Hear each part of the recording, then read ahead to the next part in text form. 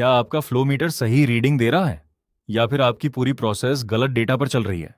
सिर्फ एक छोटी सी कैलिब्रेशन की गलती प्रोडक्शन लॉस, क्वालिटी इश्यूज और फाइनेंशियल लॉस का कारण बन सकती है।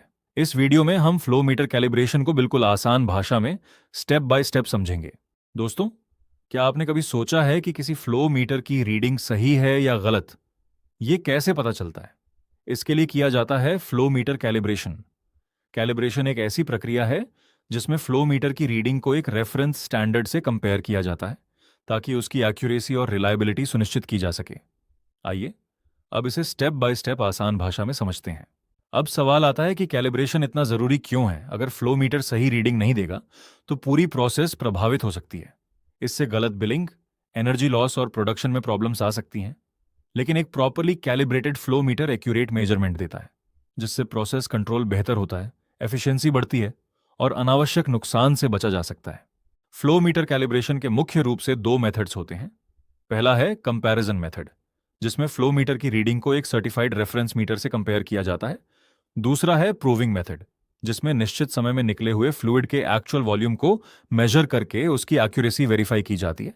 दोनों मेथड्स का उद्देश्य एक ही है, सही, रिलायबल और एक्यूरेट फ्लो मेजरमेंट सुनिश्चित करना। अब बात करते हैं कैलिब्रेशन प्रोसेस की। सबसे पहले फ्लो मीटर को लाइन से आइसोलेट किया जाता है और सिस्टम की जांच की जाती है। इसके बाद एक सर्टिफाइड रेफरेंस मीटर कनेक्ट किया जाता है। फिर अलग अलग फ्लो रेट्स पर दोनों की रीडिंग्स कंपेयर की जाती हैं। यदि कोई एरर मिलता है तो मीटर को एडजस्ट करके दोबारा वेरीफाई किया जाता है ताकि उसकी एक्यूरेसी पूरी तरह सुनिश्चित हो सके। कैलिब्रेशन के दौरान कुछ कॉमन मिस्टेक्स एक्यूरेसी को काफी प्रभावित कर सकती हैं, जैसे डर्टी सेंसर, गलत zero setting, air bubbles, unstable flow या गलत रेफरेंस मीटर का उपयोग। इसके अलावा सही स्ट्रेट पाइप लेंथ और इलेक्ट्रिकल कनेक्शंस भी बहुत महत्वपूर्ण हैं। इसलिए हमेशा सर्टिफाइड रेफरेंस मीटर का इस्तेमाल करें और मैन्युफैक्चरर की गाइडलाइंस को फॉलो करें ताकि कैलिब्रेशन पूरी तरह एक्यूरेट और रिलायबल हो। कैलिब्रेशन पूरा होने के बाद उसकी प्रॉपर डॉक्यूमेंटेशन करना भी उतना ही जरूरी है। इसमें calibration certificate, record sheet, instrument details, error percentage और नेक्स्ट कैलिब्रेशन ड्यू डेट जैसी जानकारी दर्ज की जाती है। इससे ट्रेसेबिलिटी बनी रहती है, ऑडिट में आसानी होती है और भविष्य में किसी भी वेरिफिकेशन या ट्रबल शूटिंग के लिए सही रिकॉर्ड उपलब्ध रहता है। हर एप्लीकेशन के लिए एक ही फ्लो मीटर उपयुक्त नहीं होता, इसलिए सही फ्लो मीटर का सिलेक्शन बहुत महत्वपूर्ण है। जैसे differential pressure meter, magnetic flow meter, vortex flow meter, ultrasonic flow meter और टरबाइन फ्लो मीटर। इन सभी का वर्किंग प्रिंसिपल अलग अलग होता है और इनका चुनाव fluid type, accuracy, pipe size तथा प्रोसेस रिक्वायरमेंट के अनुसार किया जाता है। फ्लो मीटर की एक्यूरेसी सिर्फ कैलिब्रेशन पर ही नहीं बल्कि सही इंस्टॉलेशन पर भी निर्भर करती है। इसलिए मीटर के पहले कम से कम 10 डी और बाद में 5 डी का स्ट्रेट पाइप लेंथ रखना चाहिए। साथ ही मीटर को पंप्स, एल्बोजेस और वॉल्व्स के बहुत पास इंस्टॉल नहीं करना चाहिए।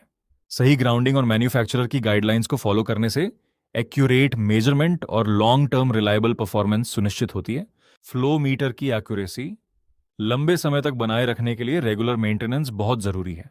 समय समय पर मीटर और पाइपिंग की सफाई करें, फिल्टर चेक करें, जीरो और स्पैन कैलिब्रेशन वेरीफाई करें तथा फ्लैंजेस और इलेक्ट्रिकल कनेक्शंस इंस्पेक्ट करें। साथ ही वाटर हैमर से बचें और मैन्युफैक्चरर के मेंटेनेंस स्केड्यूल को फॉलो करें।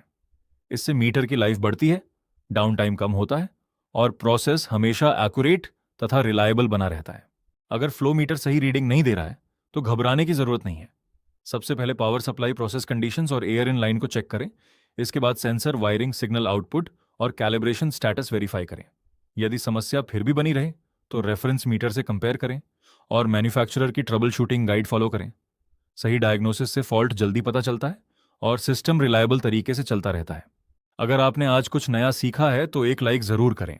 इस वीडियो को अपने इंजीनियर फ्रेंड्स के साथ शेयर करें और ऐसे ही प्रैक्टिकल इंडस्ट्रियल नॉलेज के लिए इग्निवोल्ट को सब्सक्राइब करें। मिलते हैं अगली वीडियो में। धन्यवाद।